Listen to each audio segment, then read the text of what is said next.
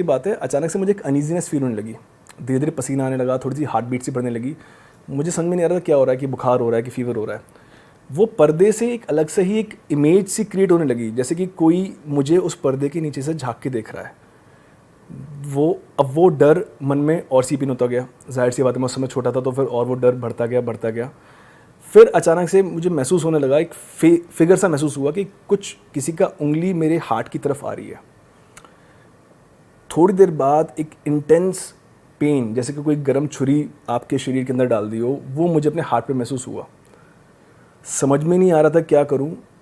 तो we are Jains, तो हमने अपना जो मंत्र आए मन में, जो मन में आया, ओम का जाप आया, जो भी आया, मैंने सब कुछ पूरी जान से मैंने बोलना शुरू कर दिया, क्योंकि उस समय अपना हाथ पैर कुछ नहीं हिला पा रहा था मैं। जैसे ही मैंने ऐसा शुरू किया ना, तो एक जैसे जैसे कि वो एंटिटी थोड़ा कंफ्यूज हो गया, and they retracted their hand, और वो बैक आउट हो गए। मैं इतनी देर से चिल्ला रहा था, ये मेरे बगल में सो रहा था, ये भी काफ़ी छोटा था, इसको तब तक महसूस नहीं हुआ। पर जैसे ही वो एंटिटी बैक आउट हुई, तुरंत उसको मेरी आवाज़ सुनाई दी, and he got up and he saw me and he ran, और मम्मी को लेके आया। होगा कुछ 2 सवा 2 के आसपास का टाइम होगा उस समय। तो मम्मी को लेके आया, उन्होंने भी 1 डेढ़ घंटा मुझे काम डाउन करने की कोशिश करी।